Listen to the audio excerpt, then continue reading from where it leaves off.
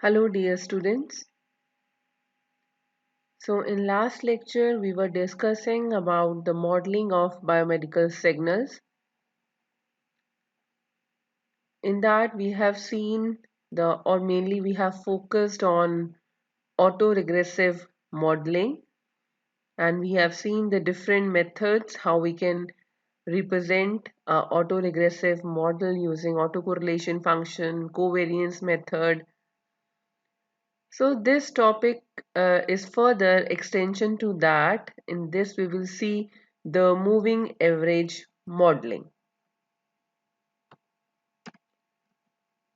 So when we use moving average filter or moving average modeling, when there are ensemble of realizations of a particular event, when those realizations are not enough or not available, then in that case the synchronized averaging will not be possible. In synchronized averaging also we need a particular common point to be aligned with respective to different realizations.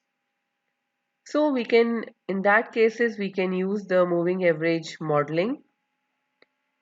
We are forced to consider temporal averaging for noise removal with the assumption that the processes involved are ergodic, that is, temporal statistics may be used instead of ensemble statistics.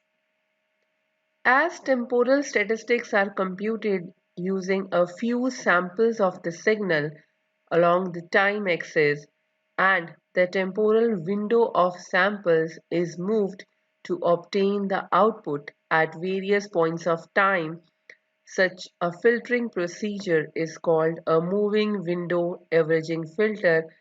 In journal, it is termed as moving average, that is MA filter. This type of filter is simple to implement, but it is rarely used, as in this we cannot predict the error as we have done in autoregressive modeling. Now you can see the journal form of a moving average filter. As you can see in equation number 1, it is given as yn is equal to summation k running from 0 to n bk x of n minus k. In this, x and y represent the input and output of the filter, and bk represent the filter coefficients, or we can say the tap weights, and k, as we have seen, it is running from 0 to capital N, where n is the order of the filter. This parameter bk indicates how the present and n past samples of the input are combined in a linear manner to generate the present output sample. So you can see it is also sometimes we are calling it as a pole, means in this there is no pole, so it is a zero type of modeling. Applying the z transform to this equation, we can get the transfer function, that is hz is equal to yz by xz, which is summation k is equal to 0 to n bk z minus k. So if we open these terms, it will be b naught plus b1 z inverse plus b2 z inverse 2 up to bn z inverse n. Again, here n is the order of the filter. Now this shows the signal flow diagram of a moving average filter. In this you can see the signal xn, which is the input. So in this xn is passed through series of registers, you can say, or the delay elements, and then these are multiplied with the filter coefficients or the tap weights like b naught, b1, b2. So as we can see that b naught is multiplied with xn, then b1 is with x of n minus 1. Similarly, bn up to it will be multiplied by the last delay element, that is x of n minus n, and then they will be summed together to produce the output yn. Now we have the different characteristics of moving average filter. A moving average filter is a finite impulse response, that is FIR filter. As we have seen, it has only the input parts. That is, it is depending upon the present and past inputs, not at the output. And there is no feedback involved. So it is a finite impulse response filter. And the impulse response of a filter, that is HK, is nothing but the filter coefficients BK. This can be realized non-recursively with no feedback. In this, as I mentioned, that output depends only on the present and the few past input samples. It is also known as a tapped delay line filter, as we have seen its implementation in signal flow diagram. So the transfer function, as we have seen, there is no poles except at 0.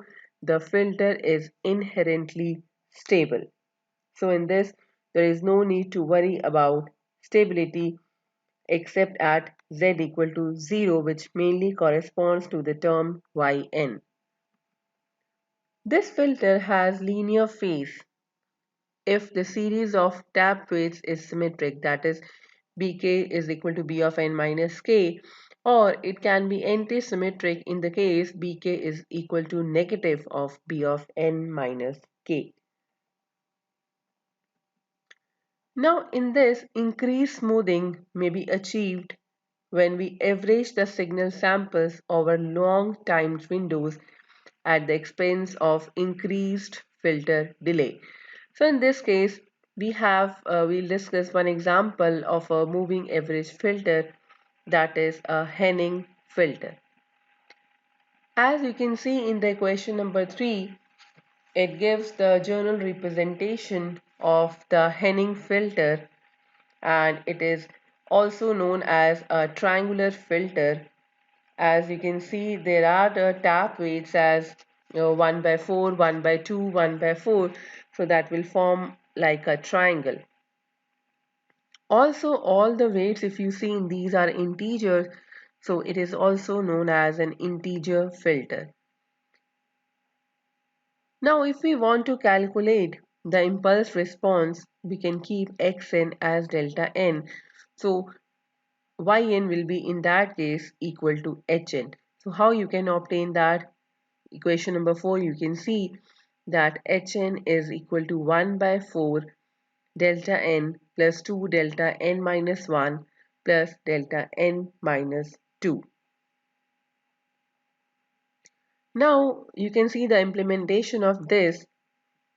So in this xn is fed to two delay elements because we need two delays, basically x of n minus 1 and x of n minus 2, and then they are multiplied with respective weights, that is 1 by 4, 1 by 2, 1 by 4, and then they are summed together to produce yn.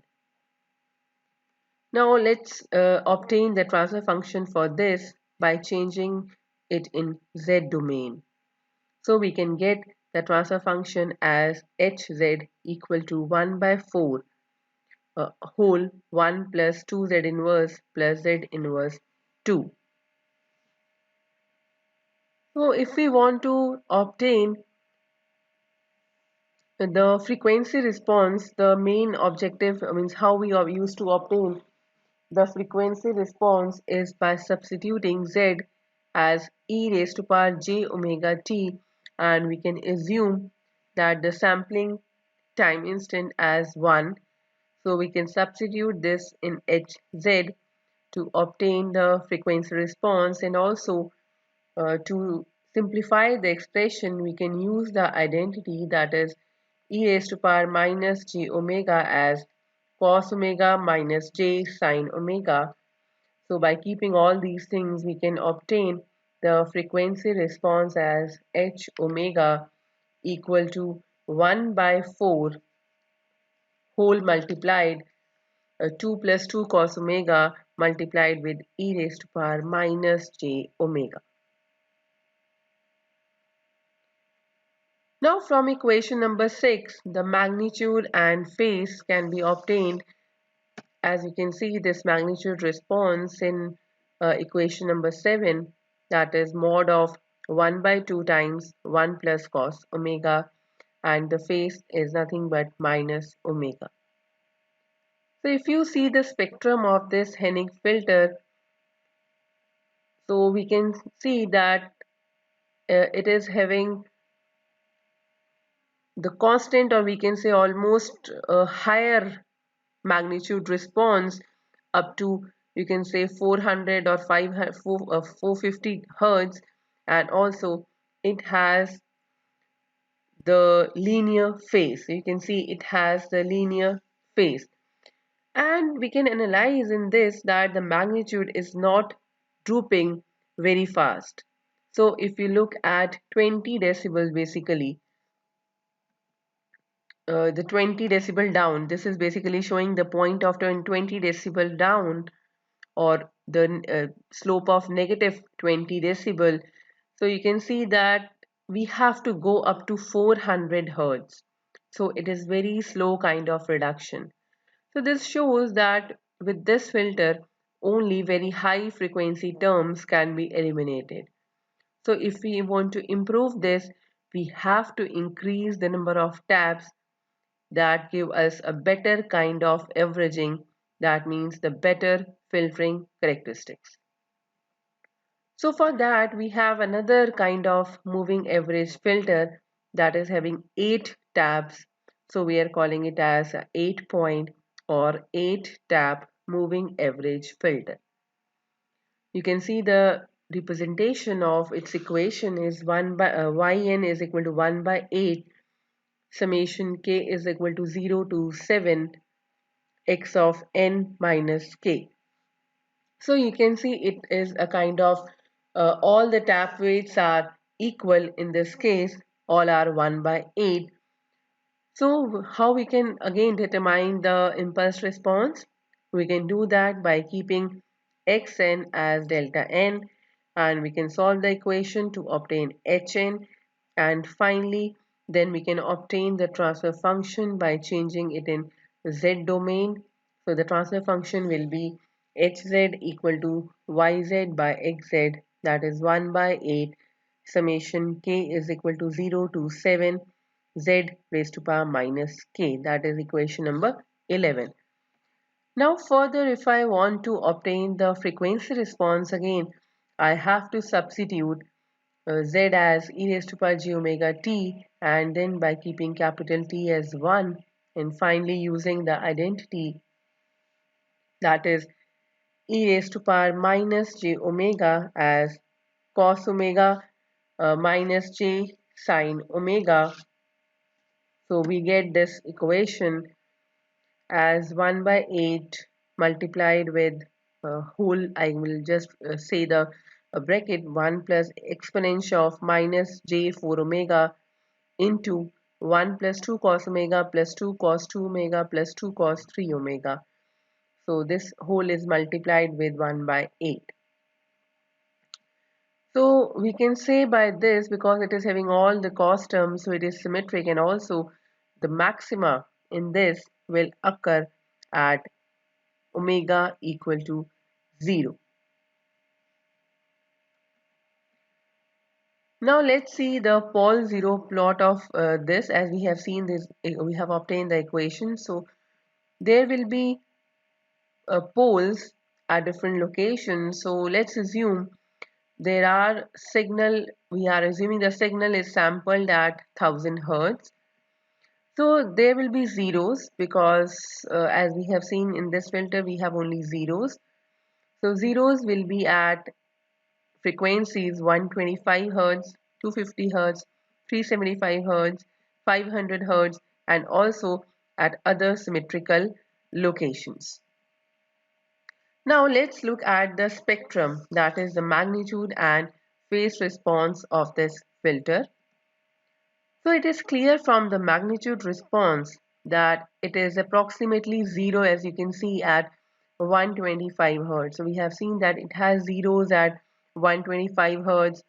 It has at, you can see here, 250 hertz, 375 hertz, 500 hertz. So these are the location where the zeros are located. So this we can also see in the magnitude response.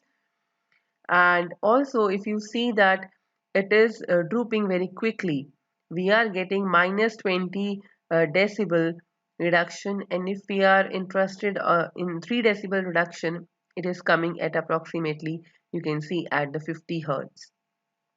Now if we look at the phase plot, it is linear, or we can say it is piecewise linear. That means it has some discontinuity, and if you see that the discontinuities are mainly at the zeroth locations at 125 hertz, 250 hertz, 375 hertz, 500 hertz. So these are the locations where we have the discontinuities. Now let's see one example. So in this you can see that figure A, if you see, it shows a segment of an ECG signal with high frequency noise, and figure B shows the result of filtering the signal with 8-point moving average filter. So you can see although the noise level has been reduced, but in this some noise is still present, which is due to the fact that the attenuation of the simple 8-point moving average filter is not more than minus 20 decibel at at most of the frequencies, except we have seen near the zeros of the filter. So this was all in this lecture. For these topics, you can refer the book by Rangaraj M. Rangayan, that is Biomedical Signal Analysis, a case study approach. So till now, for now,